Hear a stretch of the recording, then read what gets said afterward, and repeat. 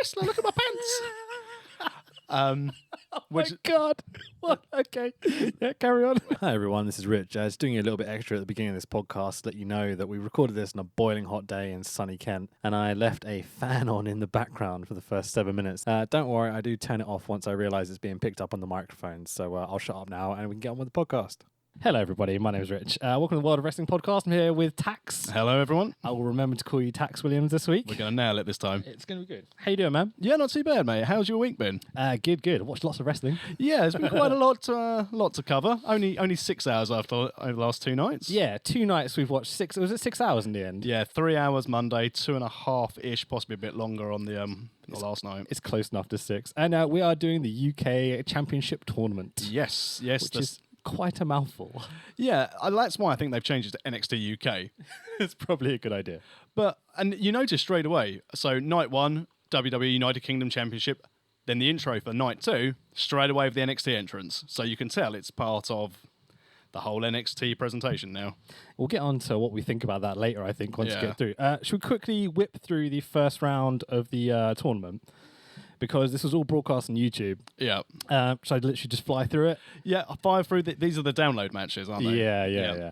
So the very first one these are all broadcast on YouTube for free. We start at Full Sail. Did you watch this match? I did. This was Gulak Gallagher. It was, yeah. Yeah. Probably the best match of the opening round. Definitely. And a continual trend over into Monday night. Stiff, technical, really loved it. Gallagher wins by headbutt. Yeah. Makes Who sense. doesn't like that? Yeah, saw it coming, but, it's probably good. Sensible booking is sometimes a good thing. Yeah, I would have loved to have had Gulak over here for the other shows. Yeah. But again, realistically, is he going to be on a UK brand or is he going to stay in 205 or is he going to stay up or move up to NXT? Yeah, the kind of Trump politician-esque gimmick Yeah. is so much fun that I don't think they're going to lose him on 205 anytime soon. But then we're off to Download Festival. The first match is Travis Banks against Ligero, who's from Leeds, England. Yeah. And just Ligero now. Where's L gone? Yeah, true. Did I say L or did I say Ligero? No, you said Ligero. Okay. So Travis Banks against Ligero. Travis Banks via Slice of Heaven and Kiwi Crusher for the win. Not happy about that. No, not at all. Well, again, as we'll get into it in a bit more detail, I understand why people like Banks. It's just not my cup of tea. We said this at Progress at Ali Pally. It's a case of they booked a decent storyline for him, but I'm not overly comfortable with the character. I'm not overly comfortable with the work from my personal tastes. Okay. I don't disagree, but he's going to be here for quite a lot of this tournament, so Yep. let's not blow my load at this point. Travis has a lot of positives. I personally feel this tournament was missing guys like Ligero. Yeah, definitely. A bit of personality, character, get the crowd whipped up, like especially the first night of the actual tournament, which we'll get onto in a second, didn't feel as fun as I hoped it was going to, maybe. No. But this Slice of Heaven Kiwi Crusher combination becomes quite important as the tournament goes on, so take note. We've got Kenny Williams against, he's big, he's bad, he's probably your dad, Dave Mastiff. Mastiff via Cannonball. Tax Williams does a cannonball. Bloody love that move. I just remembered you do. Yeah. Yes, definitely. Big man's move. Dave Mastiff, best big man in the UK? Definitely. And while I love Mastiff, he is one of those who have been signed so they're not on World of Sport because Like he's a phenomenal competitor. Same for when he was in TNA British Boot Camp. And you could see how good he was amongst all these high flyers and all these technical athletes. He's just a cardio machine. But I don't know how they're going to use him in NXT UK. Yeah. It has a smattering of, he was on World of Sport last year. Let's get him in here. And I think it's the same thing with Ligero. Mm-hmm. Obviously, he looks like he's going to be part of the roster going forward, but why he wasn't part of the tournament, get him in so he's not on World of Sport. Yeah, maybe so, yeah. But then you think about what they did with Gibson eventually in this tournament as well. He was one of those guys that they definitely felt like they wanted, and he's got the personality to get over. But both Ligero and Mastiff have had some great comedy routines in Progress and such, so maybe there's a story there, or... Well, hopefully they'll team up and have their little tag team going as well. Yeah. It could be absolutely great, because that was a lot of fun in Progress, at least. So we've got Flash Morgan Webster against James Drake. At this point, something really pissed me off. Nigel McGuinness asked Vic Joseph about Northern Soul. He goes on about Northern Soul maybe 4 or 5 times during this. They're like, it's not Northern Soul. They knew who they wanted to get through. And again, Drake's phenomenal. He's really come a long way in the last couple of years. Compared to how he was in the tournament last year as well. Yep. And being associated with Gibson yep. has really helped him. I wonder if that will come across in the UK stuff, Whether they do tag him up. I wonder if they'll push. I mean, Gibson's going to be, as we'll get to, probably their top draw guy. Yeah, feels like a top heel, top bad guy.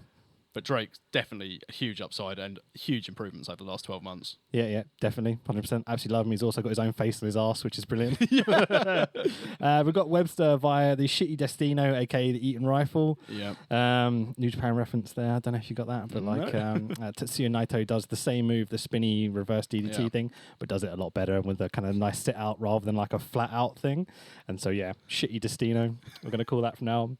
Amir Jordan against soon to be the UK's number one, Zach Gibson. What do you think about Amir Jordan's gimmick?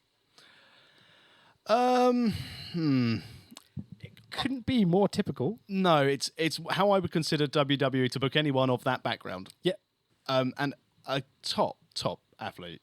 Okay. It's a shame they put him against Gibson because I think he would have done really well being in the main tournament on the network. I didn't turn off the fan. Give me a second. I'm just going to turn that off because I just remembered. Now we have no fan in the background. Carry on, please.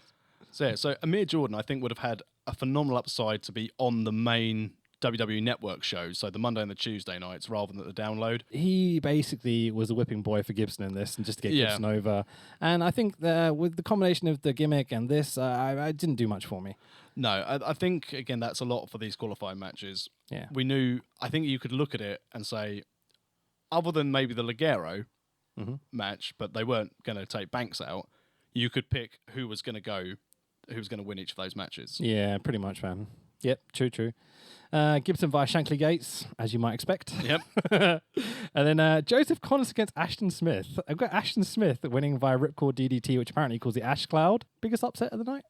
I'd say so, only because Connors is more established. Yeah. And again, was competing in the 2017 tournament. Yeah, been on WWE stuff. Because he was on... fairly well known. He's been on Progress recently as well. Yeah, he was on the 205 when they were in the UK earlier this year as well, I think, Connors. Didn't know that. Okay, cool.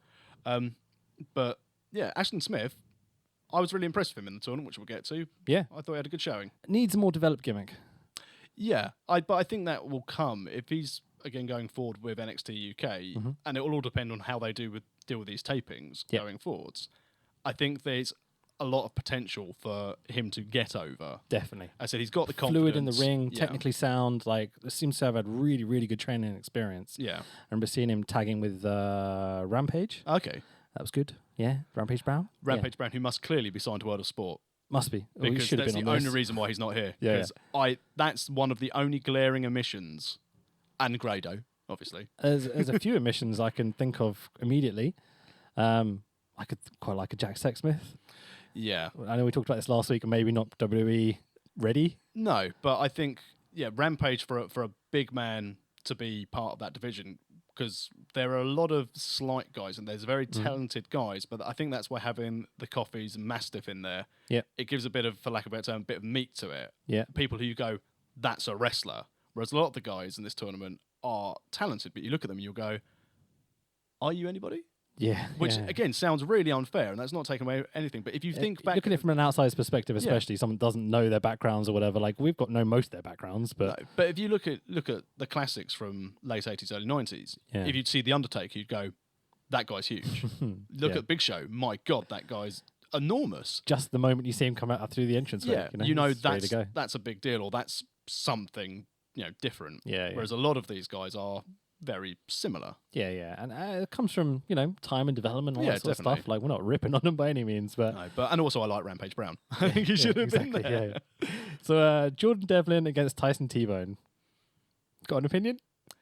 He looks less like Finn Balor this year. Obviously, we're talking about Jordan Devlin, not T-Bone. Traveller King or something was his gimmick last year, and he got that weird Irish accent. Do you remember that? Yeah, it wasn't great. And then coming across against a genuinely Irishman this evening was a bit weird, and I couldn't get my head around it.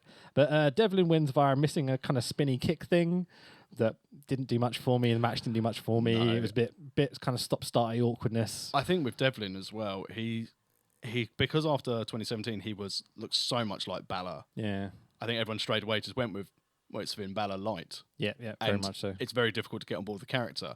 His work on the indies over the last 12 months, though, he's building his own gimmick, his own character, I think, to obviously remove the comparisons to Balor.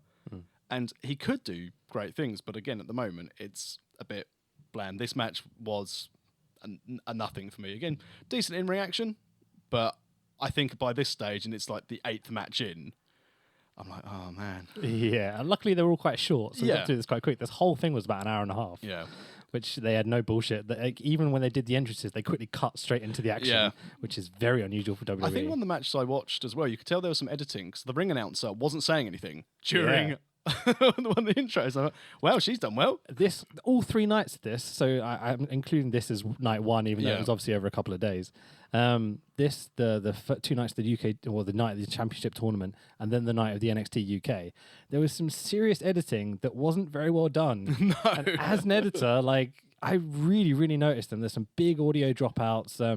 Apparently, I read some comments on YouTube from people that were at the download shows. And they were saying, you can imagine being at a music festival, booze on tap, ready to go. There was some quite naughty chants, let's put it that way. Lots of sweary. But that's the same that some people were saying about the 2 nights at Royal Albert Hall, that the atmosphere that was there in person wasn't well translated into the shows on the network. Yeah. So I'm assuming some of the Gibson chants were definitely edited out. some escaped, but there's a couple. A lot that definitely weren't. The last match, you got Tucker, who I've never seen before. Seems a bit green, but talented, ripped as hell. Looked good against Joe Coffey. I like Joe Coffey. Yeah. What is his gimmick? Angry man. Angry Scotsman. Yeah. He's obviously used the Iron Man thing for ICW for many years now, and across the country or whatever. Occasionally would be painted up, occasionally wouldn't be painted up. You know, it's kind of like, I always wanted him to commit to something. You know, like, I think he's always had a lot of potential, a lot of size, a lot of technical ability, everything else. But I don't know, I get lost in why I should cheer or boo him until night 3 of this, where they really started to get him and his brother over. Yeah. At this point, the first time I was watching this match, I was really questioning why he was here. And I eventually saw why he was there. I also think from Coffey, from a gimmick standpoint, I wonder if he toned down for the tournament, because again, as we said earlier, as they're lacking big guys, he's a big guy who can move, and it's a case of he's just a tough son of a gun. He doesn't need any sort of glittering, no fancy tassels. He just hits people hard, and again, just in ring, he's pretty good. Yeah, he is. I think everyone should have glittery tassels, just to point out at this point. 7th of July, mate, SEPW, King's Summer Rumble, I will make sure I have glittery tassels. I'm a fan of gimmicks. I like the cartoony craziness of wrestling, you know? Max Moon. Yeah, I love a Max Moon. Why not, mate? I don't know. I would like Joe Coffey to develop himself a little bit more again. Like, maybe I'm getting on these guys all a bit too much about this, but I want established characters, you know. But I think now if they have a weekly show, that's going to give them the ability to do it. Definitely. I think it's difficult in the indies unless you're going to be continually with one promotion where everyone's going to see that develop. As you said, if he's going to be up with ICW then around the country doing things, people aren't going to jump into it. It's the same thing again. So we touched on Sid Scala in the prequel episode. He's got a very good face gimmick, but at some places like the Dome shows at Progress, he's been doing The Business as a completely different side to the Sid Scala. So it's down to what the promoter, I would say, wants from the booking. So I wonder if Coffey, if it's a lot of it, it's a case of, I'd like you to be the Iron Man gimmick, or I'd like you to come in and just be Big Scottish Bruiser. Right. Yeah, I see. Okay, cool. Interesting. Not an insight I thought. I would assume come in and be like, this is who I am tonight. But I guess that's just not the case, is it? You do what your employer wants you to do. I think a lot of the time, obviously, if you've got a pre-established character, then it's there. But if there are blurred lines and the promoter wants something a little bit different, that's how, it could go through. One night you're working heel, one night you're working face. Odd weekend. Yeah, I imagine as much. That flipping of changing your personality. It must be kind of fun, at least, because you get to muck around. Best of both worlds. Yeah, okay, cool. So, night 1 of the tournament. Yeah, again, amazing production value from the hype videos. What, the opening shot of Johnny Saint's arse, you mean? Yeah. Johnny Saint, I do... Careful now, careful. Well, no. Johnny Saint, mate. I know it's going to get me on a... And already so far, I've slated a few people and not really been a fan of it so far. It's fine. But jumping forward to the announcement about NXT UK... Yeah. You'd expect a bit more pump But he might as well be like The Fatal Four Man, you mean? the Fatal Four Man, yeah, Fatal Four Man, and I'd like to introduce you to the NXT UK brand. Yep, exactly. But Yeah, that's Johnny Saint, man. He's been so reserved. It always has been, you know. And I think he's going to be a good marquee name for British wrestling. But I think going forward, if they want to have a character GM, so if they're going to play roles, they'll need someone else. If they're just going to be a poster boy and appear occasionally, brilliant choice. Yeah, definitely. If they're going to have an on-screen character, I'd love to see someone like a Ricky Knight or something come in. Oh my god! Proper ropey, like sort of GM, like NXT UK doesn't become PG anymore. I'd love it, mate. Yeah, who else could do that role? If you're not going to have Johnny Saint, who? Depends how much Regal would get involved with it. Yeah, Regal's fully established NXT UK. I mean, USA now, you'd imagine. But I don't know. There's got to be someone out there that we could think of. Yeah, I mean, Wade Barrett did a bit for Defiant. Could be. I don't know where he is now doing a lot of movies, and someone who could get it done in the ring now if there's a payoff needed. Yeah, maybe. Good on the mic, obviously. It could take a bump, we know that, that's for sure, you know. Yeah. So, but yeah, British wrestler-wise, who would be happy to be a non-competitor role? Upon retirement, Doug Williams. Oh man, that would be amazing. British legend. Anything Doug Williams would have an upside. Yeah, good on the mic, very lovable. You know, like, yeah, I don't know. Anyway, so yeah, the opening package is WWE's boss editing skills. Like, they're just the best. I would have liked to have seen a bit more je ne sais quoi added to it, like flamboyance, like editing, like effects and things. But it's real classy. They get over the Royal Albert Hall. They get over Johnny Saint, Pete Dunne, Zach Gibson, Flash Morgan Webster, which is good. Yeah, and again, for those who are watching it for maybe the first time, so again, US viewers didn't watch the 2017 tournament, you've already established your stars. But you kind of got the impression already from the get-go that, like the 2017 tournament was a vehicle for Pete Dunne, even though Bate won the belt. Yeah. You could tell straight away at the beginning, Gibson's the main heel. If Pete Dunne's going to be a face, they're not gonna drop it. Yeah. What do you think about them pushing Flash Morgan Webster so hard? Like, he was on a lot of the promo images, him doing his little drop with the glasses and such. He was highlighted in this opening video package. I think he's a phenomenal in-ring athlete. I don't get the character. It's never... I understand it, but it's never resonated with me. Yeah. It certainly wouldn't resonate with a US audience. He's talented in-ring. I don't think his character would be able to get over with a US crowd. And on night 2, his facials, when Johnny Saint came out to make it a fatal 4-way, it was just... I know you need to be expressive, and he's probably told, obviously, you're supposed to be larger than life, but some of the facial expressions of, what's Johnny Saint doing here? Who could possibly be coming out? Ooh. You thought it was too much? It's too much for me. Okay, cool. I understand why, but as I said, the character, the gimmick, it doesn't resonate with me.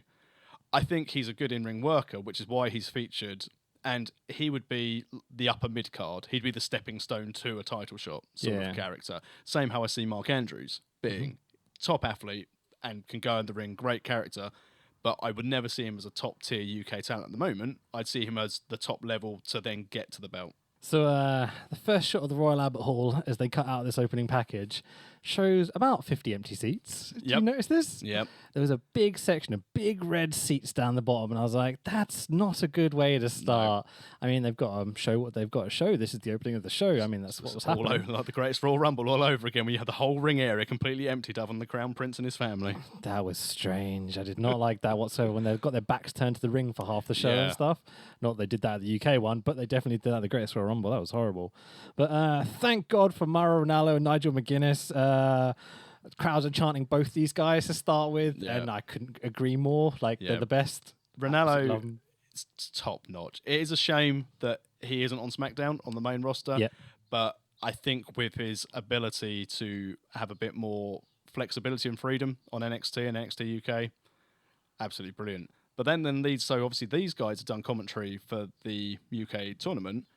Who is going to be commentating for NXT UK. It's interesting, yeah. I can reveal as a spoiler, I've not been asked. Not yet, at least. I've not been asked. And as I've slated some people already, I probably won't be welcome. There's a few people. I mean, Glenn Joseph does a good job for Progress, but I will say I enjoy his commentary. My missus, who just has to hear it by not watching a lot of the time, finds him a little bit grating sometimes, which I don't quite understand. I think it's the screaming, which he always goes on about how he won't do it or whatever. And I'm like, I kind of want you to do it. It shows your expression. It shows you're getting out there. You're into it. I don't get what people are ripping on him about that for, if that is the case. No, I like Glenn's commentary. Yeah, me too. And obviously you've got Lambert and Stalin up at PCW. Yeah. Lambert, when he was doing the 5-star He's things. great. Joe Hendry was warming on me on 5-star as well, so he could be an option. But I would also assume that Joe Hendry would probably be in ring. Another guy who probably should have been in the Storm. But he had some stuff with TNA recently, so I wonder if he's contracted to them. Okay. What about Grado? Would he be TNA as well? Grado's with TNA, yeah. Right. And again, no. Is Impact Wrestling, whatever it's called now, is there even like big contracts with them anymore? Because now they're in Canada. I think they go with a very similar to old New Japan approach of we'll give you a year deal, and once it's over, we'll renew or we'll refresh and get other talent in to replace. So they won't sign people to big money contracts. Cool. If you think, I mean, I can't even remember. Austin Aries, I think, is their champion at the moment. I believe so. Doing a wrestling podcast, and I don't know who champion in. Don't watch Impact. I'm very happy to admit it. Yeah, it's not something that sits on my radar too much. I stopped watching after the Abyss and someone exploding tombstone match thing that they had. It's around the time when I was just like, nah, you're all right. Thanks, mate. Yeah, I'm happy just to watch other wrestling because there's tons of it. And also the better quality. Quarterfinal match 1. Yeah. Gibson and Jack Gallagher. What a great opener. Oh, my word. What an opener. Set the bar way too high as well. Best match of the night one, without a shadow of a doubt, I think. Two of my favourite guys in wrestling in general. Like Gallagher, I feel has floundered a little bit in WWE. When he was coming out of Progress and on his way to WWE, he was on fire. I always forget how good he is. Yeah. He's still great, don't get me wrong.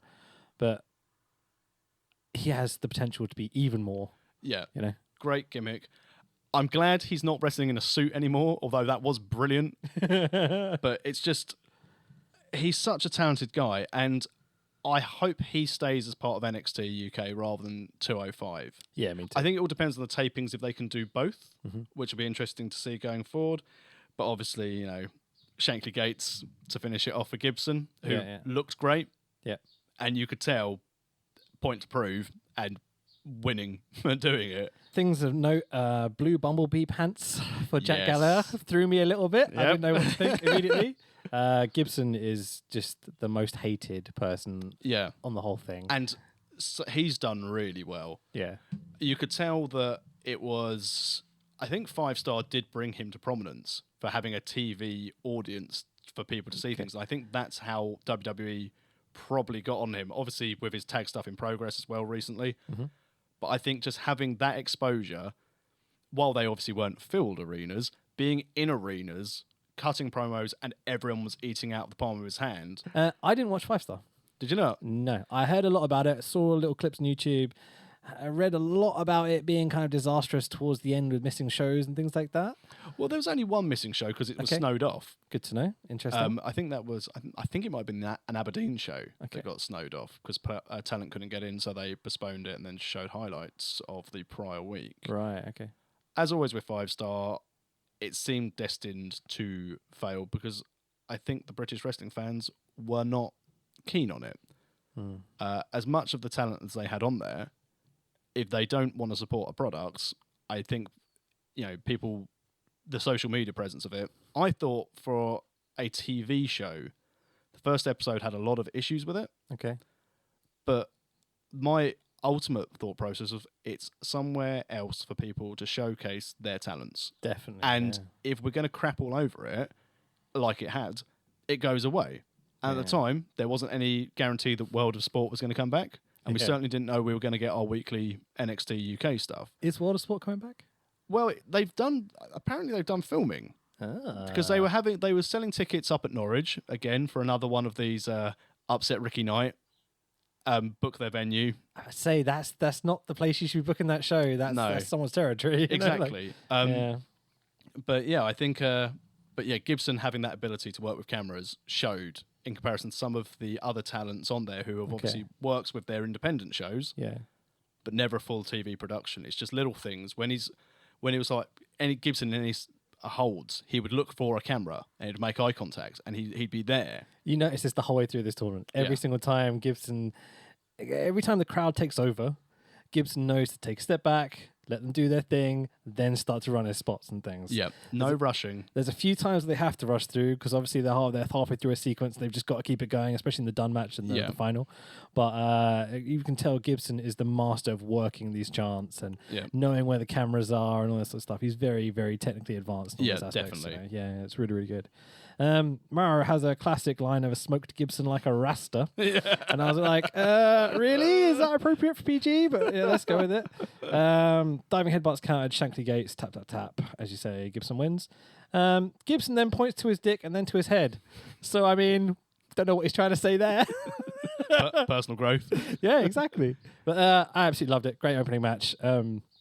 Should we go on the second match? Yeah. Joe Coffey, Iron Man. Against Dave Mastiff. Big lad wrestling. Yeah. Did you think Mastiff was going to win? Yes. Me too. Hands down. I thought there was I'm disappointed he missed the cannonball. Yeah, of course. Like, that you can see why when you get onto night 2 and what they do with Coffey and his brother and such. Got to push him forward, give him a bit more TV time, establish the character, etc. But like we said earlier, Dave Mastiff is the best British big guy, in my opinion. Yeah. Hands down. Crazy little drop kick, the balor style drop kick he does. I know he looks like he falls on his bum afterwards and kind of bounces around a little bit, but he's just the best. And I love the character, I love the gimmick, I love everything about it. And also from as we've said before, I'm certainly not as big as Mastiff, but I'm not a small guy. If people see Mastiff and go, he can do it, he can make it, it means that it gives hope to others that it's a case of, I don't need to have a six-pack. Obviously, you want to be healthy as best you can. Does this mean I can be a pro wrestler, dude? You can do anything. You don't make your dreams be dreams. Mate, I did half an hour on a bike and I've been able to walk for the last week. Like, I'm getting old and fat, mate. Basically, we just get huss, big lads wrestling for a long time. And it's really good. When you're doing huss, I really thought, oh my God, that's the best Berserker impression I've ever heard. It was off the cuff, mate. Don't worry. So, bouncy crossbody from Coffey, discus lariat when Coffey goes over. Yep. And we now know why on night 2. But I said I thought Mastiff was going to go over on this one. Yeah, me too. It cuts the best promo ever. My man said, Kathy, I'm here to win. Just like, that's my Scottish accent. It's not very good. It's amazing. And then he quotes Malcolm X by saying that by any means necessary. And I'm like, I don't think so, mate. Like, Joe Coffey is getting over with me just because of the hilarity of all the stuff he's saying and the big Scottish accent and the quoting Malcolm X and stuff. But I wonder again with the hilarity element, if that's anything to do with what happens on night 2 and who he gets associated with. Could be, yeah. Because I like Alicia Fox. Do you think that's going to happen? The Scottish invasion? I really hope so. With Mark Dallas leading it? Fox. Can you imagine? It was so good. That sounded a lot of fun. I like it. Right, so Flash Morgan Webster against Jordan Devlin. Spanish Fly is what I've written in my notes. Just Spanish Fly. Spanish Fly. It's 2 wrestlers who are good wrestlers, but I had no interest in either of them. Yeah, my main note for this match is not for me. Not sure what story they're trying to tell. The crowd are very mean and bully Devlin for his giant fucking head. Yeah, but I said there's not much else, unfortunately, I can say about it. Yeah. It served a purpose. It served for fodder. Yeah, very much so. It just is. It's another round. Don't think their expressions were on point. They didn't look like they were focused enough on what they were doing. To the extent of like they didn't look like they were trying to kill each other. No. Did you get the impression? It looked to me like they just didn't want to be there. Yep. That was my feeling. For this scale, this venue, maybe it's nerves more than anything. Yeah, possibly. I don't know. It's very hard to say, but it didn't come across like a simulated fight. It came across as 2 guys pretending to put on a fight. You know what I mean by that? I can't remember as well if Devlin was on the 205 Live. He's definitely done stuff with WWE. I can't say what. Because in the tournament, wasn't he? I wonder again if it's the case that because they weren't doing that, and then you had the really pumped crowd because it's Raw or SmackDown over in the UK. Yeah. And they were chanting them there because, as we said before, Flash Morgan Webster being in part of a 6-man tag and just how he teamed up with Cedric Alexander and one other who I can't remember who it was. hopefully not Kalisto. Mum, I'm a wrestler. Look at my pants. My God. What? Okay. Yeah, carry on. If we ever do anything on Lucha Libre, Kalisto is going to get an absolute battering. He's so talented. He is, but he should wear tights, not trunks. He just looks like a little boy wearing pants going, Mum, I'm a wrestler. 100%, man. Yeah, totally, dude.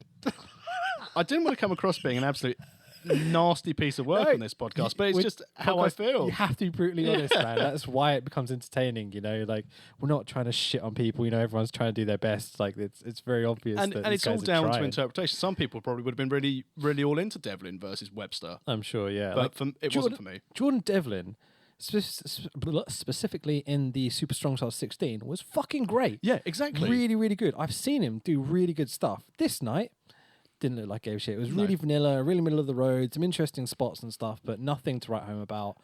But I suspect this was the palate cleanser for going into Banks Smith for the final quarterfinal.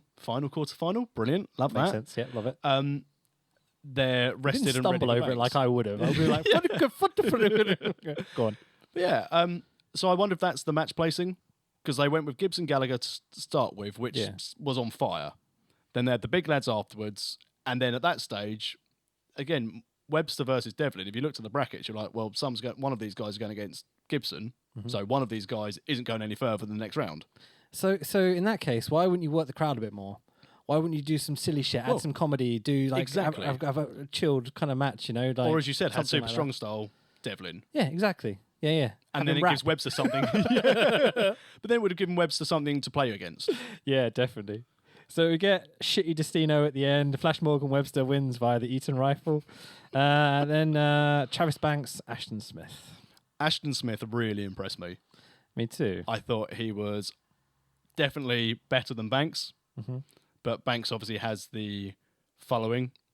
And again, if you looked at you saw the reaction when he won the title at Progress. Yeah. Then I reacted. You saw how I reacted. Yeah, I think we both turned around and left. Yeah, we went, all right. Let's beat the traffic. Fair enough. We go. He's great. He's very, very good in the ring, as we said previously. He needs TK Cooper. Oh, South Pacific Power Trip is more over than Travis Banks. Yeah, but does TK Cooper need Travis Banks? I think they both need each other. I think TK Cooper really is a good character. Like, he's an interesting, lovable sort of dude, and kind of good at being a sleazy bastard as well. Yeah. So, I don't know. Like, I like both guys. Don't get me wrong. I just don't think Travis Banks should be top level guy. No, and I think again, you could sort of tell. You thought, okay, they're going with Gibson. Who's going to be the top face to go against them out of the people who've won so far? It's not going to be Webster. It was Webster or Travis Banks, and Travis Banks is probably the more consistent guy. I'd say so. Overall, like, we're not just wrestling, but in character and everything else. Yeah, he's a more established performer. Yeah. I'd say. I hate that little poncho he wears. Ashton Smith wants to talk to his 13-year-old self or something. I did not get his opening promo at all. Like, do you remember this? I think he was just trying to say, "Oh, can't believe I'm here now. If I'd said this to me." But like, could you think of anything more generic to say? Cut a promo. You've got this time, Don't just answer questions like you're in a shitty interview. Like, I know that's probably what they do, but like, if someone had gone to me and so why are you here? But like, I'm here to kill everyone. I am the best. I am this. Get yourself over, boy. Because his only promo-esque comment was, "Everyone's going after Pete Dunne, and I'm not any different to that." Yeah. Right. It's. I wish they'd used this time better. I wonder how much time they had to prepare, though. I suspect none. Yeah. It seems like they sat them down and interviewed them. Like, legitimately, this will be an interview for you. Because they're all going, oh, yeah, no, I've been on the scene for so many years. I've done this. I gave it 110%. And all this sort of bollocks, Like, not literally, but... Yeah. It seemed, the whole thing as well seemed very rushed from announcing it to booking it. Mm-hmm. And, again, I don't know if that's in answer to World of Sport doing tapings, or it was planned and it came across as a bit of a cluster. But, again, know your local events. Because this is what we said briefly last week. Mm-hmm. If you're going to book yourself into a tournament in London, in England, don't book it on the same day England are playing in a World Cup game, which has been known for probably about a year, the fixtures that there are going to be. Yeah, I feel like they got the Royal Albert Hall on a discount. Well, that's the thing. I know they said they really wanted the Albert Hall. They wanted to come back to the Albert Hall, and it has had, UK Rampage, fantastic show. Never got to go. Bulldog won a Battle Royal, I think, to send everyone home happy. Oh, what, the show in the 90s, you mean? Yeah, there's photos of it in the Royal Albert Hall as you walk around. So I've been to the Royal Albert Hall to see The Who, and there's photos of that Rumble match all the way around the outside of it. Like, there's famous photos of people that have played there, and the wrestling ones are still up there. And it is a draw, but I think, as we said about the rushing element of it, or I said about the rushing element of it, you booked it on a night, and I think that's part of the reason why it wasn't shown live. Because 13.8 million watched England. I doubt many people would have watched the network. I know you could watch it on tablets, but if you're thinking those who have the network, they're not going to be 13-year-old kids who pay it with their pocket money and sit on their own iPad in their room. It's going to be grown men and women who have a bit of disposable income. Yep, 100%. The first time the crowd seriously starts to piss me off is in this match. Okay. It's when, who is it? It's Ashton Smith goes for a leg drop off the top, and Travis standing up. And so Nigel, I think it's Nigel, calls this a diving leg lariat or something. And the crowd start chanting Botchamania. Yeah, ruins it. I want to kill every single one of them. It blows my mind. I know people think it's funny. Oh, you messed up. Ha, ha, ha, ha. Yeah. It's not an exact science. Like, I love Botchamania. Absolutely love it. I watch every single episode. Like, I'm a big fan. The dude slammed his leg across someone's face, and Trav did a really good job of trying to sell it, and they kind of carried on. 4 matches in, and they haven't been able to follow the first match. Yeah. I wonder if it's partly boredom. I think it is that. I think it's people hyped up to be at the show. Like you say, it was electric apparently there on the night or whatever. Yeah. I think it's people getting out of themselves, and maybe I'm just massively critical of wrestling fans. No, but as you said, you're paying to watch the wrestling. You're paying to watch the stories unfold in front of you. Yeah. Again, the whole argument of you pay your ticket price, you should be able to say what you do. And that's fine. But then show some respect for the guys who are essentially putting their bodies, their lives on the line in front of you. Mm-hmm. And if something goes wrong, I mean, again, the Progress show we went to at Brixton, where Pastor took out Sebastian with that clothesline straight away, and he was gone. Yeah. I've never been part of such a respectful wrestling crowd. Yeah. No one held abuse. No one did anything. There was a case of, he's knocked out. I hope he's all right. No one's going to kick off. Going to go get a drink. Vividly remember it. I remember turning to you and going, is he legitimately hurt? Because it had been too long. And then being like, nah, he's working it. He's going to get up. It's Seb. It's going to be fine. And then you start to realize something's legitimately wrong here. And everyone the whole time, even when I'm sure lots of people were questioning it, like I was questioning it, or we were questioning it, I should say, even then was still respectful. Yeah. And that's... But if he was working, right... How good would it be when he suddenly pops up? You know, like that makes it work. If instantly you're trying Botchamania and crapping all over what's happening in the ring, it's ruin the story they're trying to tell. Precisely. I can't stand it. So yeah, the crowd does redeem themselves at some point during these shows. But there's at least 4 or 5 occasions when I was sitting there kind of head in hands, like, why Slice of Heaven Kiwi Crusher 1 2 3 combination again? Yeah. Which has some good storytelling moments in the next kind of round. So I want to keep pointing that out. Yeah. That combination is what he's finishing people with. Go on, carry on. Semi-finals. Oh, so we're not going to do the other matches that filled in between. What was the other match in between? This was the Tony Storm, Killer Kelly, and Isla Dawn, which was originally the 4-way on the night. Then Ginny got hurt, and then they restarted it, which is why the match was so short. Did not know that. And that's also why the entrances were a bit flatter, because they'd already come out to do their 4-way. Ginny got hurt. They stopped the match straight away. Everyone went to the back, and then they came back out once Ginny was like tended to, looked after. And then they did a 3-way, a fatal 3-way. A 3-man fatal, you mean? Yeah, sorry. So Ginny, for those that don't know, is probably I would say one of the very best girls on the indie scene, at least in the UK right now. Definitely. Amazing heel character. Like, really good in the ring. An absolute bastard at times, but kind of lovable outside of the gimmick as well. Yeah, definitely. Like, so it's a shame to hear Ginny got injured. Do you know what happened?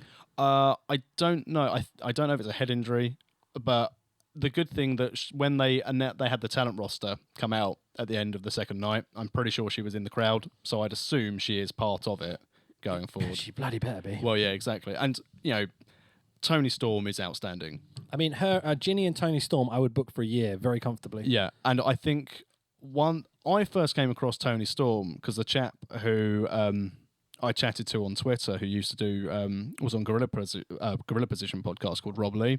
Cool. He started talking about Tony Storm, who he'd been seeing in Stardom, and I was like, oh, I've not heard much of this Tony Storm, and he basically just said to me, no word of a lie, she is the female Bret Hart. Very good description. And I think I started watching her, and I was like, she is outstanding.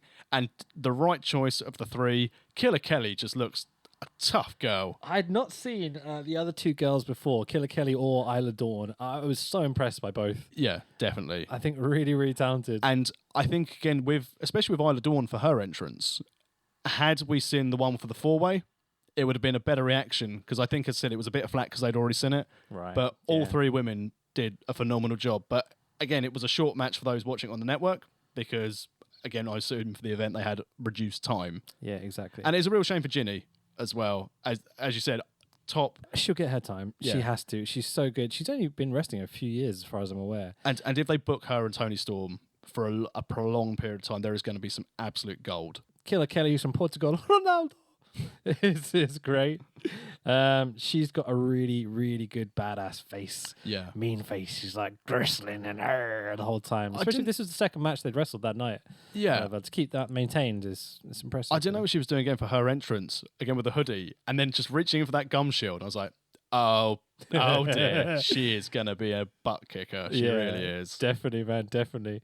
Isla Dawn has a really cool coat. I like that. Yeah. And again, a gimmick which she's comfortable with and could get over. Yep. I know sort of during the comments, she's like, oh, she's the witch. And it's like, well, I don't know how that'll work, but as long as it doesn't go like Mordecai style. Oh God, I hope it does. Or Kevin Thorne. Yeah. Don't go down the whole vampire thing, really. As long as we stick with the witches. The one little note I did make here is that she's got a really cool coat, but she's a witch, so must be burnt at the stake. So, it's not all good in that case. And the match kind of kicks off, and Killer Kelly and Isla team up on Tony Storm. Storm fights back, and then we get the classic immediate betrayal between the two heels. And I love it so much. It's classic three-way booking. So basically, after Tony Storm gets the win, the face-off with Shayna Baszler at the end. Yeah. What do you think about Shayna Baszler? I wasn't a fan to start with, but definitely warm to her now. I wonder if they do it next, so in 2019 Survivor Series, they do 4 horsewomen of MMA versus 4 horsewomen of WWE. They teased it for the last WrestleMania, never did it. Oh, that's why I wonder if they do it Survivor Series. It feels like it's coming, doesn't it? Yeah. Eventually. Whether they will or whether they'll all be around still at that point. And that's where the turn would be. Yeah, feels like it. Yeah. I don't think they'll turn Rousey anytime soon, especially with the transition of Fox. Baszler would turn on Rousey. So Rousey would stay face. Baszler would be heel. And then feud them. Yeah. Could be good, yeah. And that would then really lead good. into Mania. So after that, that's when Triple H came out for the On your knees, punk! Best theme ever. Everyone singing "Bow Down to the King." It's so good. I love it. And then obviously that led to the aforementioned Johnny Saint NXT UK announcement. It's going to be good. Oh my God, yeah. And then the pop for it though is huge. Yeah. When they announced it. It's because we finally got the show you promised us last year, Yeah. and we're going to go to Cambridge to start with. It's a weird one, isn't it? I've written down it's Cambridge, Birmingham, Plymouth, and Liverpool. Yeah, but the Birmingham's one's a gaming festival show, Yeah. isn't it? So I think that would be quite useful, because I think gamers and WWE fans, there's a lot of crossover sometimes between the two. And it's sensible, because I think they're going to go for the venues where if they have 900 people there, it's going to sound huge.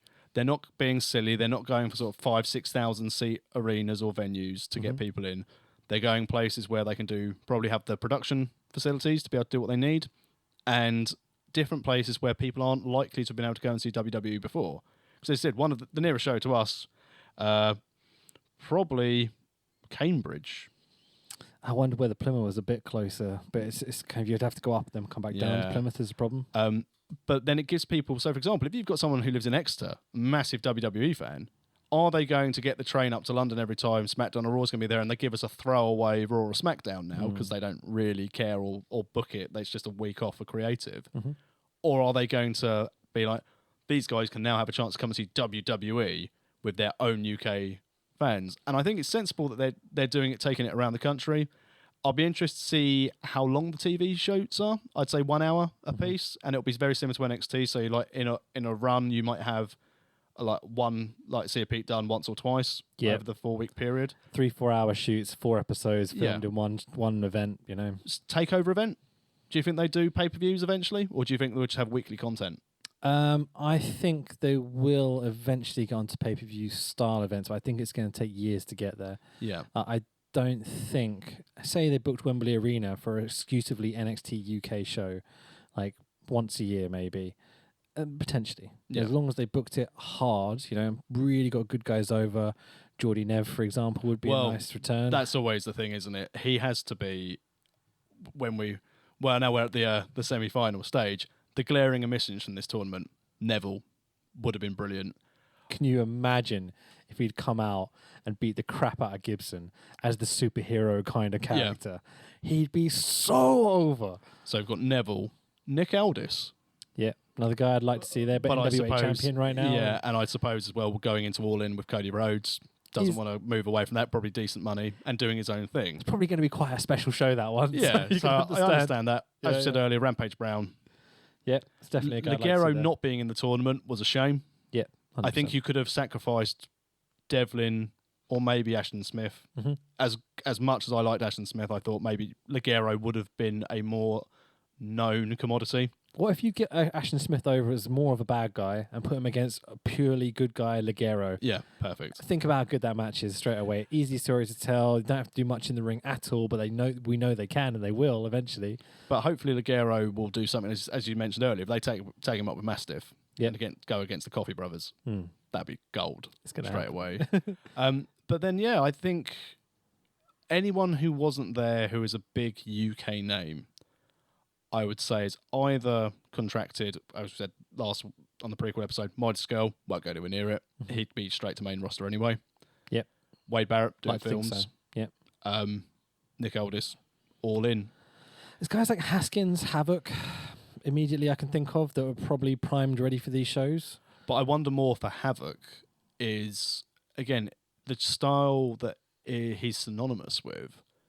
Is it the sort of thing? I know when he did some stuff in TNA, and I know he did some dark matches, like playing good old, Billy Blue Eyes.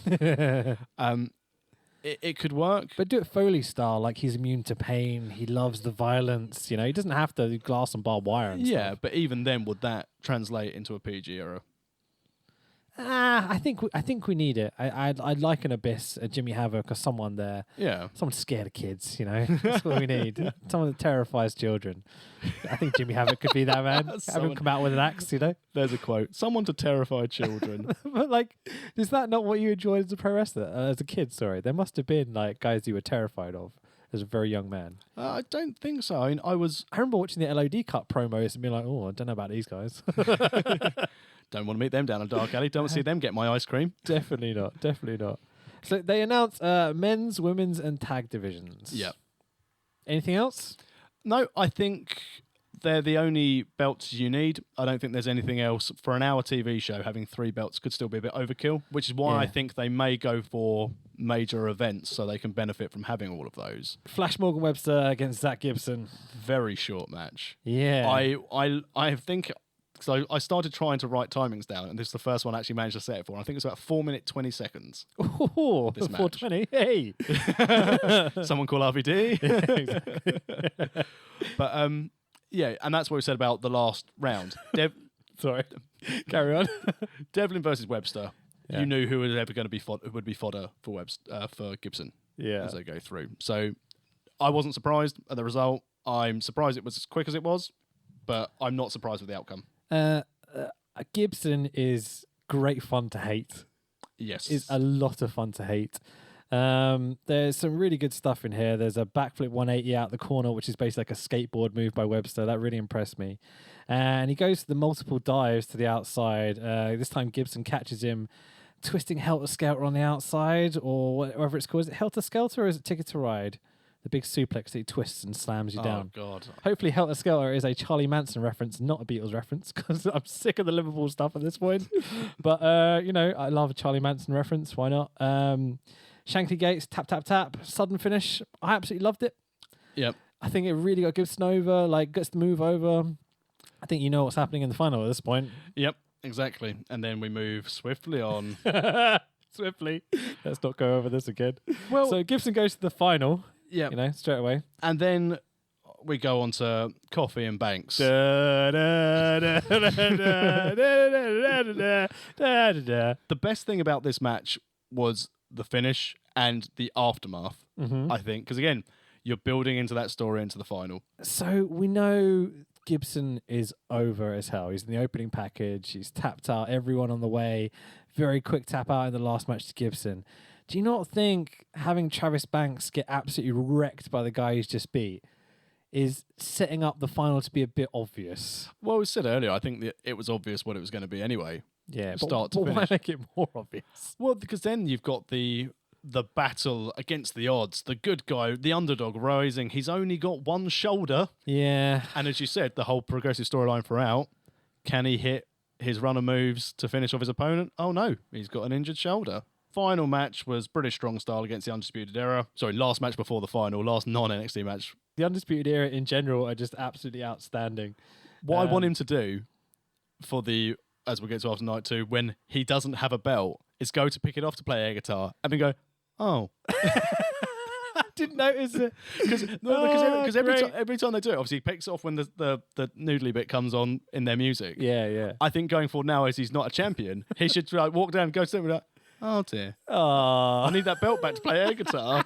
And I'm like, Adam Cole console him, lend him his belt. Hold my belt. Oh, outstanding, man. I love that. They're the best sleazy heels they've got right now. Yeah, definitely. They're so funny, like seeing them all come out together. And they're all just like over braggadocious. They're kind of greasy looking. It's such a shame Bobby Fish got injured, though. I don't know. I'm not the biggest fan. Really? Not a I big fan of definitely Bobby prefer Fish. him over Roddy Strong.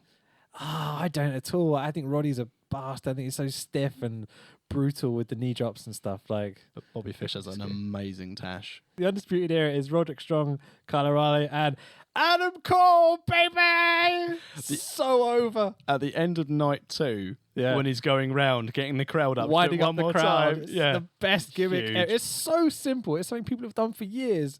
Been like, I'm rich, baby.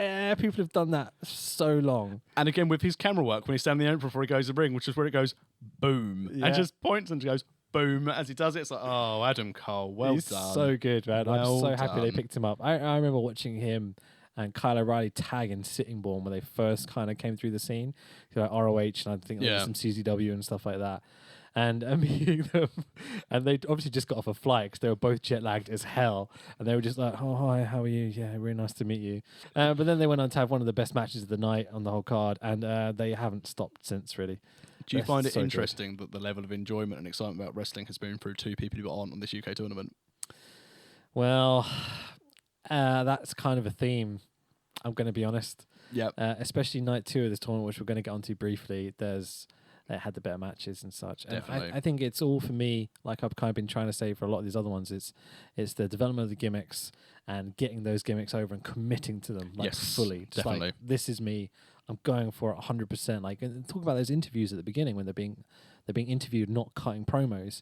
Can you imagine Adam Cole doing that? Yeah. Can you imagine Velveteen Dream just sitting there and I'll genuinely be like, oh yeah, I'm so happy to be here. I wish I could talk to my 13-year-old self and tell him he'd be here. You know, like, nah. Back on the Definitely Velveteen not. Dream very quickly. Wait, hang on. Okay, We'll get there night 2. Like, oh no, oh. he's the best. We know we get him over.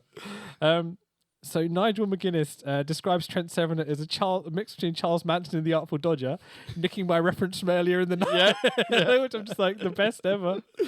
See, Nigel gets it. He gets the cool references and stuff, you know. Pete Dunne is super, super, super, super popular with everyone. He certainly is. And again, what a 12 months. Yeah, Already good when he got there. Phenomenal now. he's just the best. Do you think he'd be able to hang on the main roster because of his size? Yes. I think I've seen him wrestle bigger guys and he's put absolutely great matches on. I think his promo ability, his attitude, his personality, talking about committing to a gimmick, he's fully committed. He should have been disqualified immediately, by the way, in this match. Joint manipulation is illegal. It's against the rules of wrestling. But anyway, I won't harp on that too much. Yeah, the whole entrance is cool. Everything match. I've got so many notes for this. Tyler Bate does a giant swing with 2 men on him to a huge pop, and they have the everyone down spot, and then mayhem ensues. We've got moonsault to the outside from Brett's rope, the second rope. Bread's rope. That's from OSW podcast. And then we get the rebound lariats, dragon suplex combo from Bait and Dunn onto Kyle O'Reilly for the 1-2-3, which again is very useful on the second night of this tournament as well. Very much so. What do you think about this finish? Do you like it or not? Yeah, I like it. Okay. I think it works. I like the rebound thing. It's kind of like the reference to the old world of sport. Nigel McGuinness used to do it, stuff like that. But in a different way, obviously, the shoulder rebound thing Tyler Bate does. Dragon suplexes. I never want to take one of those ever in my life. I'd never want to. Arms strapped behind your head, thrown on your head. Nah, I'm all right. I don't want to do that. I was always iffy about taking a blockbuster from Meathead. I definitely wouldn't want to take one of those. If you're trained to be a wrestler, neck bridge, neck bridge, neck bridge. Yeah. Because if you don't, and that you land that incorrectly, you are stuffed. Cough, Will Ospreay. Cough. So, Brits win. Very, very, very fun match. Really, really good. Great. Absolutely love it.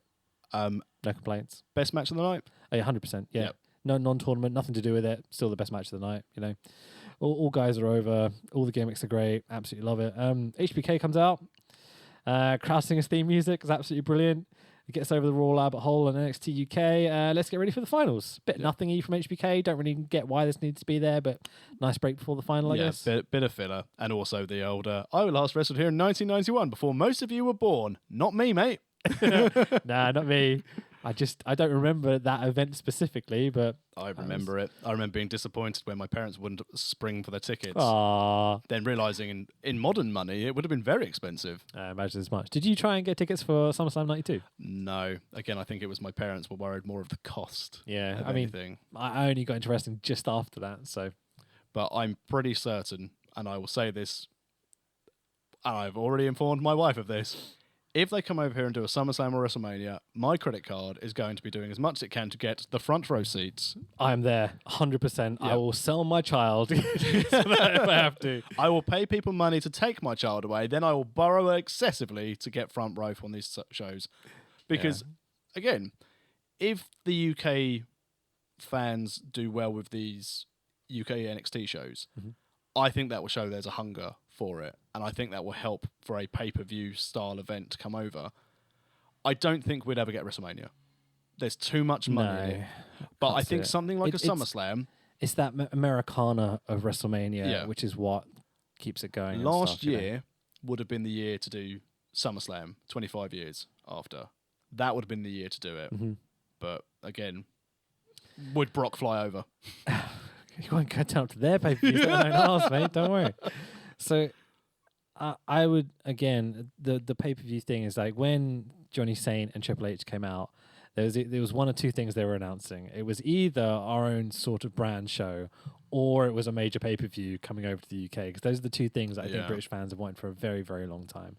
Is either some sort of consistent UK product that we've been promised and has definitely happened, or maybe a big pay-per-view. But the thing with the time differences and such, it seems to be the problem that they can't broadcast it at 8 p.m. in America on live and such. I think it's the money as well. If you think how much money they make from the international fans for their travel packages to get over, I think they wouldn't make as much money. And also for them, it's a good... you see the amounts of money that now people bid to host WrestleMania because the amount of money it brings their local state or their local city to do things. And it's nice they keep going back to New Orleans because it's, again, a really good boost for their economy. They've been back there quite a lot, haven't they? I mean, it's one of my favourite places I've ever been to in the world. Wait, take a step back. You've been to New Orleans? Yeah, but not to WrestleMania. Oh, that was going to be my next question. Okay. No. Mr. Wicked went to, I believe, the WrestleMania 30 New Orleans. Excellent. Cool. But no, I went to New Orleans on holiday. That was when I did New Orleans, Memphis, Nashville. Okay, as nice. A holiday. Cool. On to the final. How about I say final? We need to get hyped. The final of the UK Championship tournament. At this stage, as horrible as it sounds, considering it was the final, I was very much like, it's almost midnight. Can we just get this tap out done already? Yeah. I know Gibson's going over. Yeah. There'll probably be a face-off. Okay, as it's the final, let me run through it. Okay, so scheduled for 1 fall. 1 fall. Thank you very much. I hate that. Do you really? Really hate it. Oh, I'm into it. It's okay. It doesn't matter. Trav's shoulders all taped up from the match previously, which is kind of cool. Gets that over. Knew that was kind of coming. At this point, I'm screaming at the television going, please give Gibson a microphone. Let him talk. Let him cut the promo that we all know he can, just to get this hyped, get him over. Yeah. If they immediately, the second Gibson comes out, I'm Liverpool's number one. I can't do. I did a Scottish accent. That was terrible. But, soon to be whatever. Yeah. Like it would have been so good at this point. I was desperate for them to give him a microphone. Mood lighting for the intros. Fan? Yeah, like it? Definitely. Add a sense of drama. I'm a big fan of this. Well, it's back to what we said, big fight feel. Yeah. Because if people have been there for hours and hours and hours. They obviously had stopped match halfway through. So, but at that stage, you're going to be knackered. You need something to get the crowd pumped. That's what I think they were trying to do with Shawn Michaels. And again, the singing of his theme music was there. But you need to have all the bells and whistles for that main event. Yeah. When Championship tournament finals, you know. It's a and big when deal. it's pretty obvious who's going over, you need to have something to give people, want to care about it. Yeah, definitely. So Gibson wants the arm. 3 or 4 dickheads try to get themselves over in the crowd, and I get really annoyed. Cheering for Gibson and stuff, and I'm like, don't cheer Gibson. No. He's the heel. Learn how wrestling works. I'm a little bit bitter, Stu. Appreciate him. Yeah, Appreciate it. And as you said, if he's a heel, don't cheer him. Nah, boo him. If that's what you want to do, boo him out of the building. Absolutely drives me crazy. Gibson goes on to absolutely wreck Travis's shoulder. He works it stiff as hard, like these big kind of subs and stuff, doing a really, really good job on it. Then basically we get through to the point where Travis hits the slice of heaven, but can't follow it up with the Kiwi Crusher. Yep. So this little build-up they've been using it the whole time, getting up to it, he can't hit it. So he goes to the cover and obviously doesn't get the pinfall because Gibson kicks. And this is the point where you're like, he's definitely not winning now. Yep. So Trav hits a lariat and a Kiwi Crusher, and the combination doesn't get the pinfall, which is great storytelling. This is the kind of stuff in pro wrestling I absolutely love. I really, really enjoyed that. Big reaction to that kick out. Slow clap. Gibson rolls to the outside. What a heel. Absolutely love it. Trav counters with a weird kind of slap thing, and then Ticket to Ride, 1, 2, 3, kick out. Shankly Gates, tap, tap, tap, and your winner. And UK Championship tournament winner that isn't for the championship. Is that Gibson? Bit weird, but like they probably trademarked the name by this point. So we've gone through a lot of this for a number 1 contender shot. Yeah, exactly. Tomorrow night. Rest up. Dunn said it really well in his promo. He's like, your reward is fighting Pete Dunne on the next night. Overall rating? Well, not rating, but how would you describe your feelings towards night 1? Underwhelmed. Yep, I was going to say flat. Yeah, crowd was dead or annoying for a lot of it. Had some good moments, but lots of annoying moments to me. This is just how it came across. Don't know about live.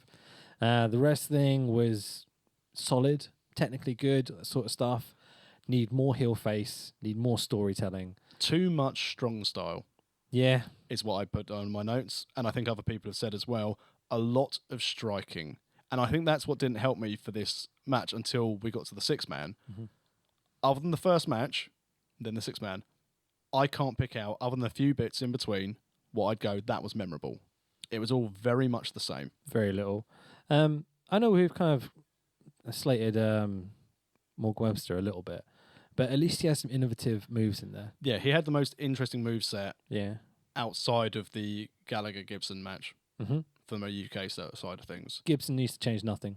He's super solid. He needs to be able to talk more, but that's not his doing. No. They need to give him a mic on the way to the ring, in my opinion. At least let him cut promos directly to the camera on the way to the ring, you know? But I think had I had tickets to both nights, that's going to be a bit of a stretch to get up to London for a second night, watch, and I hope it'll be of a better quality. Luckily... Spoilers! Yeah. It's a lot better. They finally give Zach Gibson a microphone, and it gets interrupted by Pete Dunne immediately. Yep. I'm like, why? Let him talk! But again, it's classic booking. Irritating the heel, being the excellent face bruiser that is. He's never going to be, I respect you, I want to do this. Pete Dunne's going to be, I'm going to rip your throat out. Yep, totally fine, but I just want Gibson to get himself over because he is and everything else. I think he will, though. Yeah, he will eventually, definitely. Right, like 2. Let's fly through this a little bit because we've gone over. Well over. There's a lot to talk about. NXT tag title match. Yeah. Classic WWE booking. Let the Brits win the belts. Yeah. Oh, I've got that NXT intro as well. Resistance. I don't know how that goes, but it's great. The best NXT song was the Coheed and Cambria. Oh yeah, Welcome they should have Home. kept that. Yeah, definitely. I'm a big fan. So really solid match again between these two. How cool is it? Love the celebrating afterwards, going into the crowd. That apparently went on about 10 minutes. Oh, really? In the show, they were running around the auditorium, going in the crowd. Well earned. Yeah, exactly. And I loved the bit at the end of the night when they came out and they're holding the belts under their arms. Yeah. Old, Four Horsemen style. And I was like, yes. It's just those little touches. Yeah. And also, best move of the night, when Tyler Bate faked. I thought they were going, oh my God, Trent Seven's going to do a moonsault. He's going to do one of these. And just did flopped. the senton. It was so funny. And at that stage, I was like, I'm having that. Totally. Yeah. I still don't like a "you deserve it" chant. I really don't. Okay, what is it about the "you deserve it" you don't like? You deserve, because it's just used for everyone. Okay. When they do deserve it, Yeah. it's nice to hear. But do you not think these two deserve it? No, they definitely do. It's just my general rant about the chant. Okay. Yeah. I don't hate it. I'm going to be honest. This one I'm okay with. The applause and showing you admiration for the match. Yeah. That's brilliant. But the first person I saw it to on a regular basis was Benoit. Yeah. He'd lose his matches all the time. And then everyone would be like, oh, well done, Chris. You've done a great job. Yeah, you're a good wrestler. Congratulations. In my mind, he probably saw this as people patronising him, which didn't help. Yeah, probably not, to be fair. Yeah. Let's not go too far into that. Yeah. Anyway, moving swiftly on. Didn't think they were going to win the belts. Doesn't make sense to me.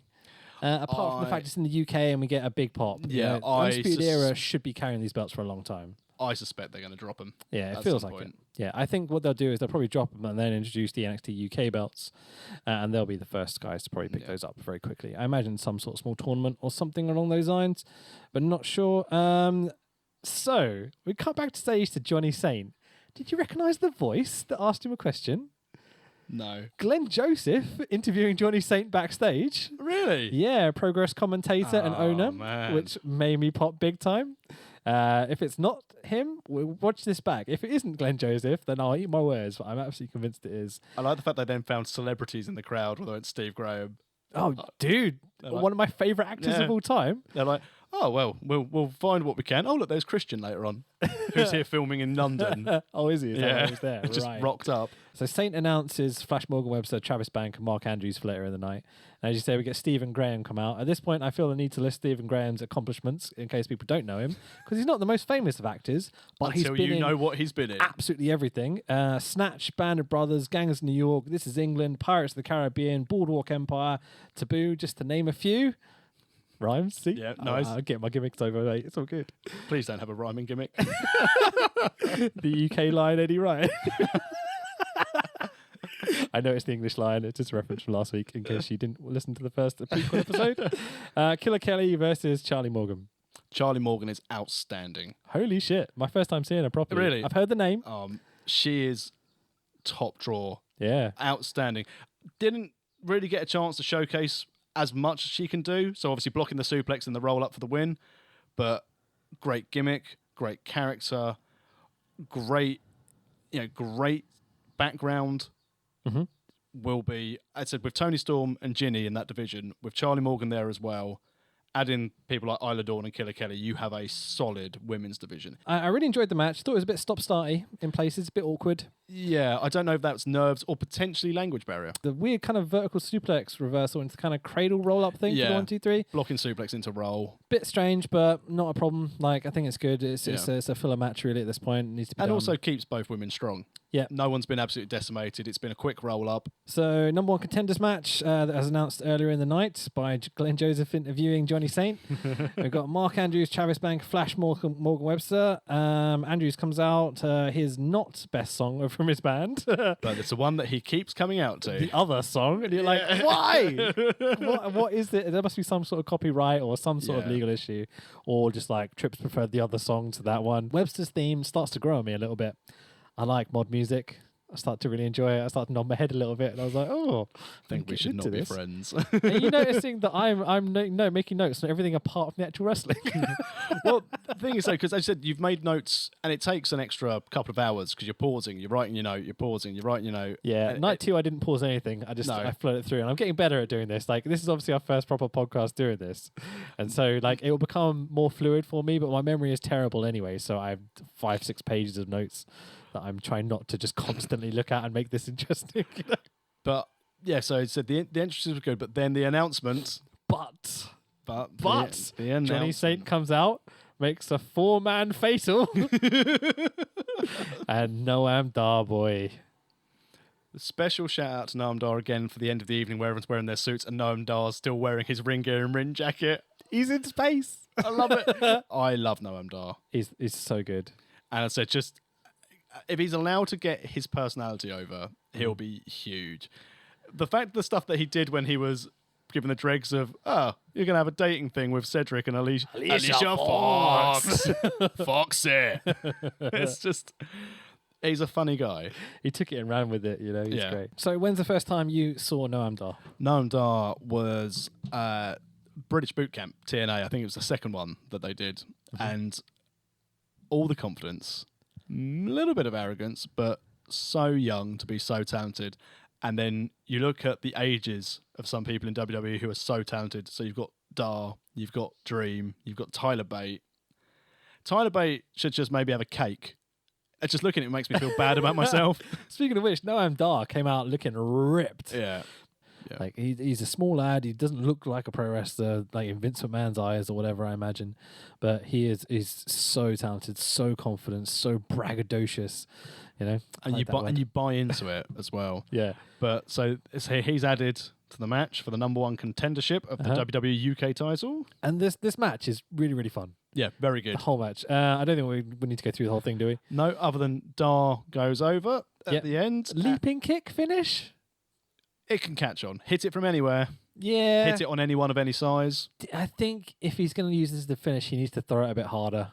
It was very much just my legs in the air and it finishes. And it was a bit anticlimactic for me. But then the most important part, not only that he's number 1 contender, what happened afterwards? Exactly. Joe and Mark Coffey come running down for the run-in. They beat everyone down except for Noam Dar, who looks on. And they look awesome, just all dressed in black. Yeah. Finally, I get why they're pushing Joe Coffey. Yeah. This works. These two guys together are quite scary. Yeah, exactly. Big. You would not mess with them. And it helps build their tag division that they want to have as well. Outstanding. I'm going to record a little bit in the pod now that if you can hear my baby in the background, I apologise profusely. It's the habits of being poor podcasters.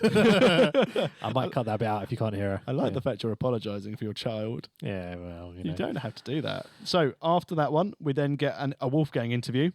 We do. Finally getting his hands on Adam Cole. Yep. Baby. Indeed. What was the history here? I knew there was. I remember Adam Cole did a run-in or turned or something. Yeah, there was. It was on the Undisputed Era again, and it was when Dunn and Wolfgang were tagging. Okay. And I think they basically, I think Dunn walks away from the tag. So why is he going after Adam Cole? Storyline logic. I don't know. I might have to try and actually watch that back at some point. But the history kind of weirded me out. Again, we've got massive audio edits here. Yes. Constant, like the sound just drops out and goes very deep at points, especially in the intros as well. I don't know what was going on or what happened. I wasn't a massive fan of this run for this part of the show. This is, I think, the weakest part of a very good second day. I think Wolfgang is talented. I think from a man working in a bar to where he is now, he's done a phenomenal job. But I just felt that the match itself, I think their styles didn't blend well together. I want Wolfgang to become more of a rabid animal sort of character. Yeah. I want. He showed a lot of good viciousness here, good expressions and such. But there's a few things, specifically hitting a swanton bomb in the same company that Jeff Hardy works for is a complete faux pas. Yeah. Like, just know. Something else, That's definitely. Jeff Hardy's. You can't do that. Like, that really got to me. The gear he's wearing as well. The green tartan things. The knee pads. Yeah, knee pad not covers. for me. Not for me at all. But again, it's with a little bit of development, he could be a very, very good guy to have on the roster and be working and such. Yeah, he's again a really good hand and something different. But so Adam Cole goes over, hits the last shot and a running knee. Yep, the brainbuster beforehand was awesome as well. Love that. Adam Cole's just phenomenal. Yep. And very much over as a heel shouldn't be. This is the thing, isn't it? In that Adam Cole is over because of he's Adam Cole. Yeah. And Adam Cole, baby, is just amazingly over to the point where the crowd start chanting one more time. He winds them up and does it again as the camera pans out to the whole of the Royal Albert Hall doing it. The most pumped they've been over the 2 days. Maybe, yeah, just for Adam Cole. Isn't he meant to be a bad guy, Stu? Aren't we meant to hate him? I'm going to move swiftly on. Yeah, exactly. My next note is one of the things I really don't like. Pete Dunne just walking backstage. Oh, did they cut to the one? Oh, they did, didn't they? Yeah. Yeah, I remember. Oh, look, there's Pete Dunne just having a walk. It's just like reminding you he exists almost, you know? And I know they've got to show the competitors later in the night, but have him in the locker room, not just, he's going for a Potter. Where's he going now? Well, his match isn't for an hour and a bit. Where's he off to? Have a sandwich? He's just pacing backstage angrily for the next hour while this next match happens. God, I hate being in the main event. I want my tea. So we got Velveteen Dream, amazing, again, with EC3, who's also amazing. Yes. Versus Ricochet, who's fucking amazing, and NXT champion Ali Black. Like, oh my God, where did this come from? I love the fact you called him Ali Black. Alistair Black, the NXT champion. This is everything I love about pro wrestling. Every gimmick is amazing. Every moveset is amazing. They're working the crowd brilliantly. The match is set out interestingly. Like, there's so much I love about it. The bit when Velveteen goes to the top rope, like he's going to do the dive to the outside. It's like, nah. That's how you work a crowd, man. It was very good. So there were a few parts in it when there were Velveteen and EC3 were trying to do some double team moves where it looked a little bit clunky, a little bit rushed. Obviously, not as much experience working together. And the only thing I will say is you can tell out of the 4 who was the least experienced. That doesn't mean he's not phenomenal. Yeah. But there were some moments where Dream was just like a freight train, just 100 miles an hour all the time, which again is great for his character. But there's things where you think if you just slowed down that tiny little bit, you'd be all over it. Okay, but interesting.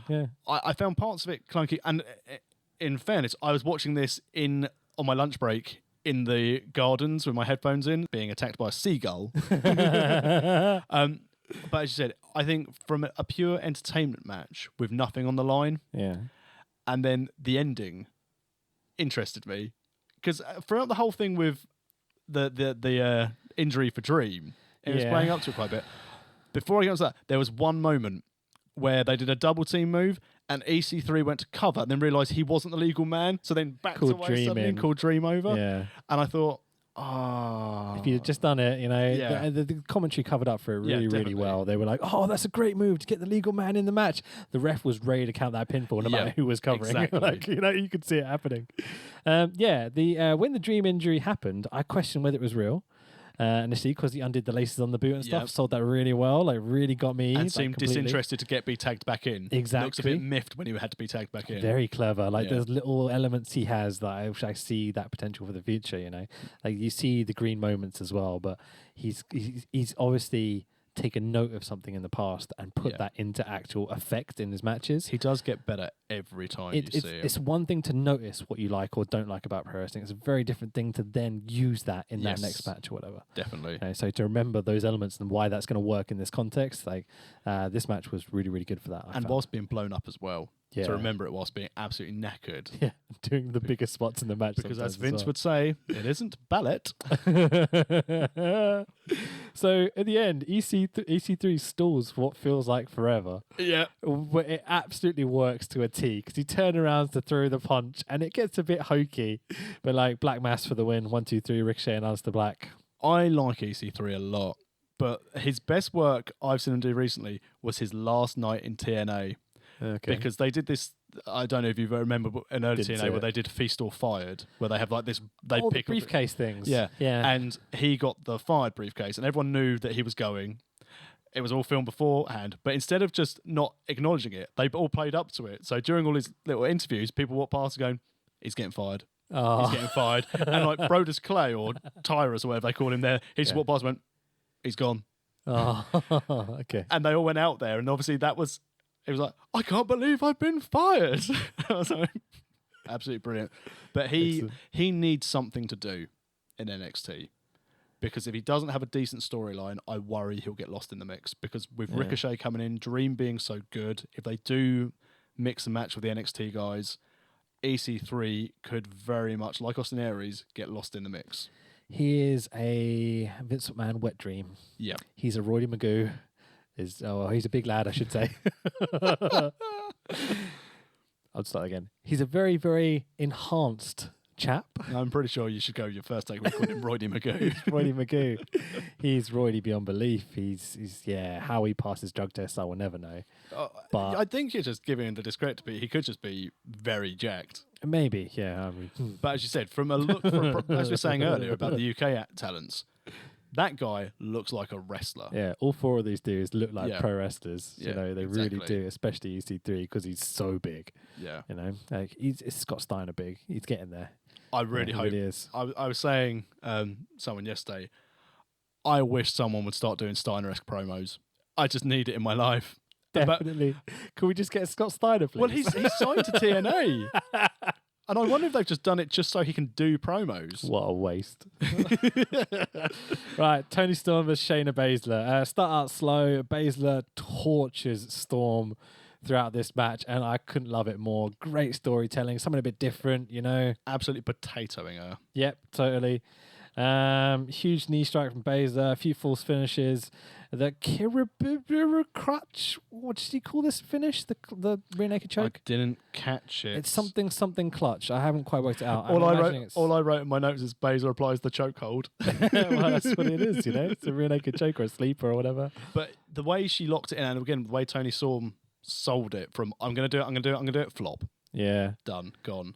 I thought she was going to go out on the first one. Yeah. So to do the whole chuck her to the outside, do the clutch on the floor, get back in the ring, Drake Younger counts to 10. You're like, oh, you bastard.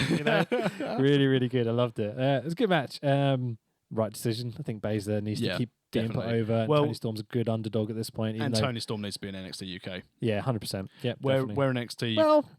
Is she good enough for, NXT main roster? Yes, she's good enough for main roster. But I think get over the UK, run through NXT, go up to main roster. Has she got the gimmick for the main roster? Yeah, Toni definitely. Storm? You think? Well, I said she's got the in-ring skill. For lack of a better term, she's easy on the eye as well, which helps with them. I don't think she's got the promo skill. Well, I think that will come in NXT. Yeah, could be. I think where I would assume where she's trained, they wouldn't have the facilities which they have available in NXT. And if she did ever move over to the PC, the fact they have all the promo training, I think they'd be able to get a lot out of her. Because she said she's very confident. Yeah, I know you have a soft spot for Toni Storm as well, so this is difficult to say. I think she's top to bottom a complete wrestler. I said the promo, she's outstanding. The promo is the weakest part of her game, but even in the Mae Young Classic, her promos were outstanding. Yeah. Would I rather watch a good wrestling match, or would I rather wait for an elbow drop? But look at Kyrie's gimmick, the whole sailor thing. It's really unique. It's Disney princess-esque, I mean, I like pirates. Yeah. She's not really a pirate, though, is she? Like, if she was a pirate, I'm not interested now. I'm not interested. She'd be angry, grumpy, Miss Garvey. She'd be Paul Burchill. Best reference ever. All right, so main event of our UK Championship tournament winner, Zach Gibson against the current UK champion, Pete Dunne. NXT UK champion, are we calling him that now? I will continue to call it UK champion because there's too many letters. Yeah, way too many. Like that was a bit of a mouthful. I'm surprised I got through that. WWE, NXT, UK, FWA. So let's do it the justice of quickly going through it. I'll be very quick. So we get the stare off. Gibson works over Dunne. Good back and forth. There's points where the crowd are so intent on shitting all over Zach Gibson that they kind of lose their place in the match. Like they're not focusing on what's happening in the ring in any way, shape, or form. You could tell at times it wasn't helping the match. But as you go through, one of the most memorable parts of this match was the dueling headbutts. Yeah. My words. It was good. It was well done. It's It was to the point where it felt like it was stiff, I think, without being incredibly stiff. Like they weren't literally sitting there hearing the clunk of Japanese guys. Like you think about Shibata's headbutt. Have you seen that?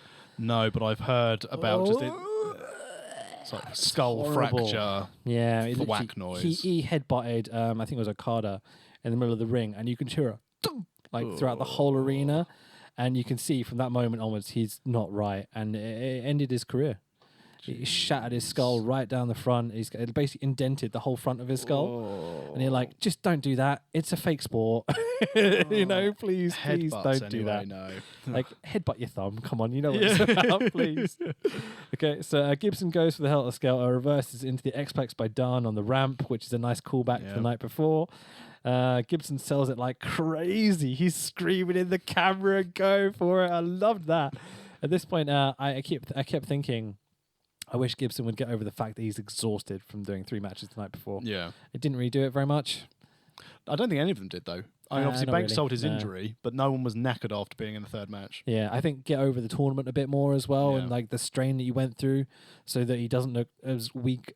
I mean, not that he looked weak against Dunn, but you know what I mean. I think it would have been a nice excuse for him as a heel to come back and be like, "I wrestled for 3 matches the night before. I wrestled this. I had to wait all night to get to this final. Etc. Etc." Yeah. But whatever, it's all good. And then, I've just got written here, fight! Which is the stiff punches and the headbutts and stuff, which are absolutely great. Ticket to Ride, double lariats, both guys down. We get the cool crowd standing for appreciation spot that is... Which I'm fine with. Headbutts, Germans, bitter end, 1, 2, 3, Gibson kicks out.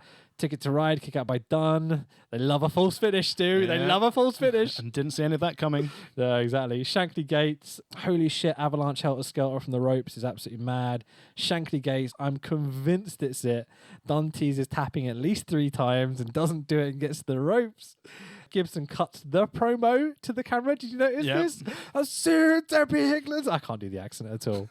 That was absolutely amazing. I love it. Who needs a mic when you've got a camera in your face, But finally he gets that promo in, and I'm so happy he did. How do you do that finger snap, Tax? Oh, I love a prequel reference. I worked it out. This motion. Yeah, cool. I won't say it, but I watched at least I watched a montage of Marty Scurll doing it. I like the fact you went and looked for it to try and work out how to do it. Because I was listening to the podcast back, obviously editing it, and then I immediately went, "Oh, I wonder how he does that." And so I didn't look up how does Marty Scurll do the finger snap. I just watched clips of him doing it and worked it out myself. Oh, brilliant! I'm so all the best wrestlers learning off the internet. That's how you learn anything nowadays. I don't need a degree. It's all fine, Stu. Oh, good grief. Big right hand in the bitter end, and we all get to do the counting along. 1, 2, 3, and still UK champion, the Bruiserweight, Pete Dunne. Right decision. Had to be. Yeah. I would have quite liked to have seen Gibson won, but you've got to send the crowd home happy. Pete Dunne needs to hang on to that belt for at least another 6 months, I'd say. Get the company started. When are the shows? Do you know? UK and NXT ones. I noted them down on my other notes. Let me jump back to those. Yeah, so the dates for the first UK tapings, 28th and 29th of July in Cambridge, 25th and 26th in Birmingham, 13th and 14th of October in Plymouth, and 24th and 25th in Liverpool, which is where he will win the belt. The thing is that I'd almost keep Gibson off that show completely, just because he'll get the exact opposite reaction to what he'll get everywhere else as your top heel. But then would it sell tickets? Oh, yeah, definitely. He'll be on the show, undoubtedly, and he'll get the biggest spot ever. It makes no sense in context of the rest of the shows. Yeah, true. It's a weird one, but I think they're likely to see it happen. But I suppose if you're thinking that they're going to be doing 2 days of tapings, I'd assume they're going to do each night maybe 2 or 3 episodes. So if you're thinking that, let's say, roughly 4 to 5 tapings or episodes per show, you've already got 16 to 20 weeks worth of action. Yeah. So by doing that, you've almost got half a year of content. It's a lot. And if Pete Dunne doesn't hold that belt right up until the end of those Liverpool shows, I'll be surprised. Yeah, definitely. I don't think anyone's stripping it off him. I think the soon. belt will change in Liverpool. Yeah, interesting. Yeah. So we get Triple H, Johnny Sane, and all the wrestlers in suits come out. Triple H gets over NXT, and we fade to black. Yep. pretty decent show. Night 2 is so much better than night 1. Really entertaining. The the tag match in the middle. Mustache Mountain winning the belts. We get Pete Dunne and Gibson having us a good main event.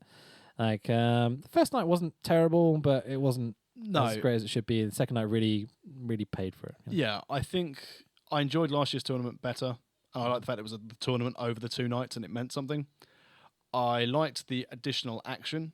I think the way they did it was to sell 2 nights because they could have done the final on the same night had they stretched it out.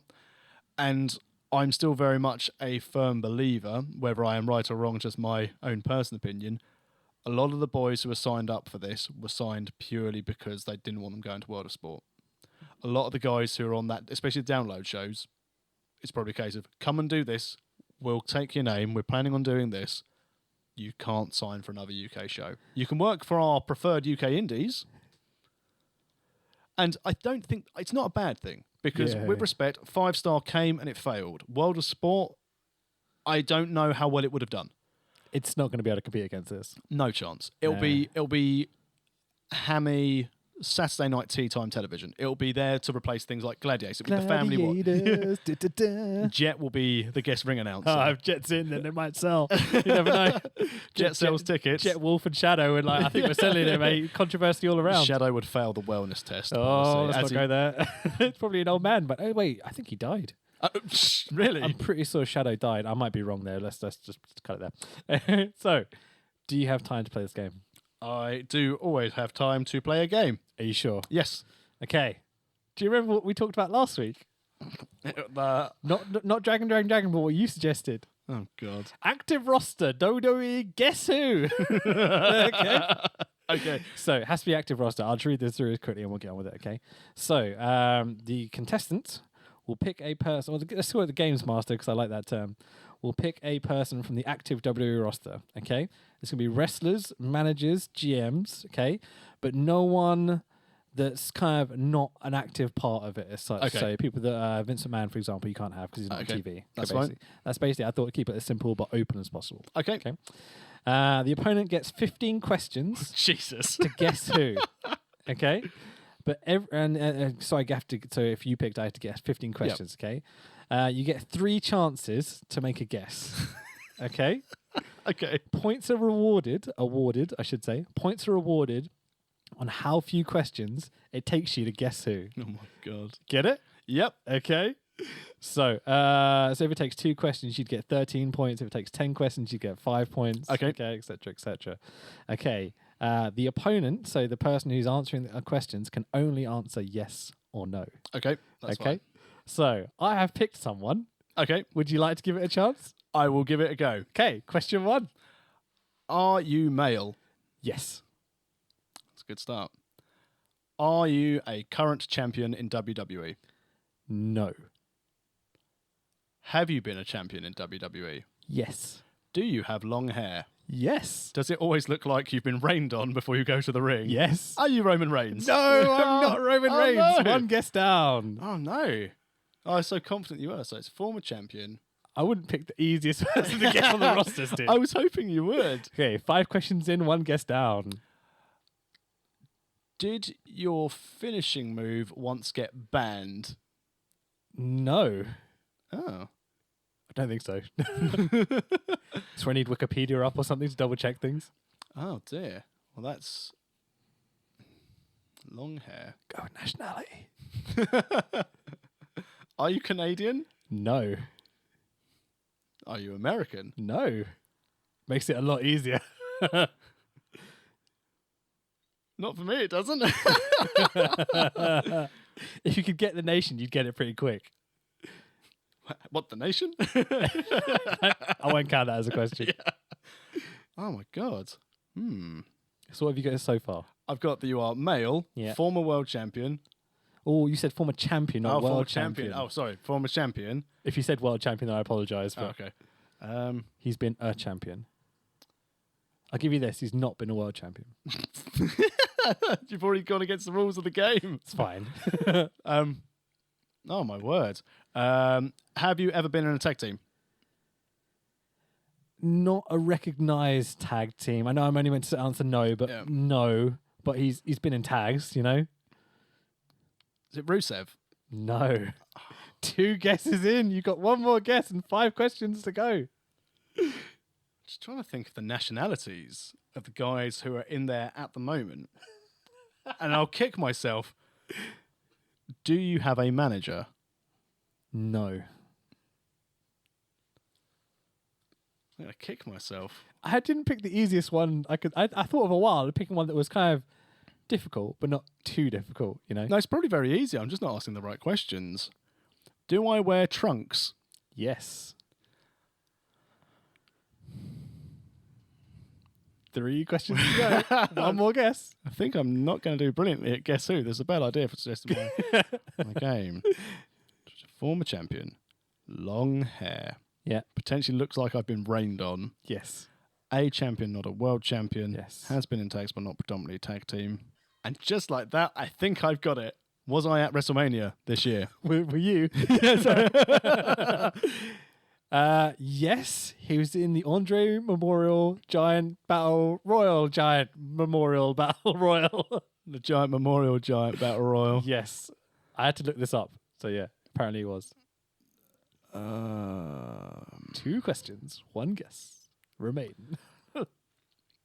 I wanted to say, I think that's already thrown out what my guess was going to be, as I don't think this person was in the Battle Royal this year, but have I held the Cruiserweight Championship? No. It's not what my guess was then. 1 question left. Oh, man.